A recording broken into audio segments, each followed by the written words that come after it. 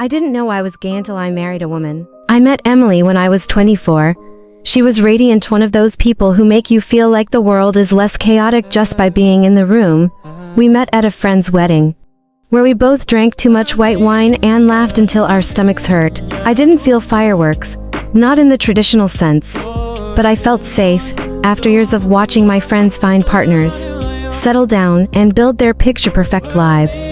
I thought maybe this was what love felt like for me, comfortable, reliable. I didn't question it. I should have. Emily and I got married after 2 years of dating. Our families were thrilled to clean-cut young professionals. Check all the boxes. She was an elementary school teacher. I was a financial advisor. Our wedding photos looked like something straight off Pinterest. Rustic barn string lights, sparkler send-off. We bought a small house in the suburbs, planted lavender by the mailbox, and got a golden retriever named Max. I was living the life I thought I was supposed to want, until it started to feel like I was watching someone else live it. The first time I questioned everything was during a business trip to Denver. I shared an Uber with a guy named Marcus, a tech consultant from Chicago. We chatted about traffic, housing prices, the usual nonsense. But then he laughed at something I said, and the way his eyes crinkled. The warmth of it, I felt a flutter, a real one. It scared me. That night, in my hotel room, I stared at the ceiling and whispered to myself, "Don't overthink it. You're tired, married, straight," but the voice in my head replied, "Aren't you tired of lying?" I didn't tell Emily, not yet. I didn't even tell myself. I threw myself into being the perfect husband. Cooked dinner on weekends. Cleaned the gutters.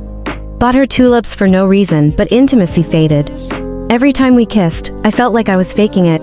Not because I didn't love her, I did, in my own way, but because my body refused to lie as well as my words could. Emily noticed. Of course she did. One night, after another failed attempt at closeness, she rolled over and said softly, "Are you not attracted to me anymore?"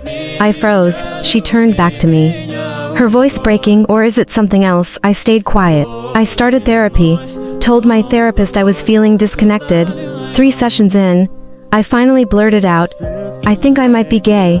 The words echoed in the silence like I'd set off a fire alarm. He didn't flinch. He just nodded. "Tell me why you think that."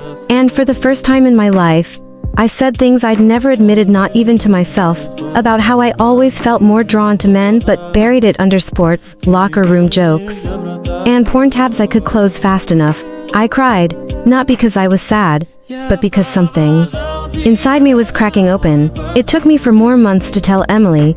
We were sitting on the back porch. Max was chasing fireflies. The scent of grilled corn still lingered in the air. I said it like someone confessing a crime. "I think I'm gay." She didn't say anything for a long time, just stared into the darkness. Finally, she whispered, "I already knew. I just didn't want it to be true." I reached for her hand. She didn't pull away. "I never meant to hurt you, I know," she said. "But that doesn't mean it didn't hurt." We separated, not with screaming or slamming doors, but with late-night talks, quiet sobbing, and a mutual understanding that we both deserved more. Emily moved in with her sister. I stayed in the house with Max. I spent nights walking around the neighborhood, wondering how something that looked so perfect on paper could unravel so completely. I told my parents. My mom cried. My dad asked if I was sure. I told my friends. Some were supportive, others ghosted. One texted, "That's cool. Just don't hit on me." I didn't reply. I started dating for the first time, really dating. Men thought it was awkward at first. I felt like a teenager learning to flirt all over again. Some dates were disasters. Some were kind. I met Noah at a bookstore. He wore glasses and smelled like cedarwood. He made me laugh.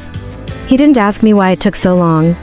He just listened. For the first time in my life, I kissed someone and didn't feel like I was pretending. It wasn't perfect, but it was real. Emily and I still talk. We meet for coffee every few weeks.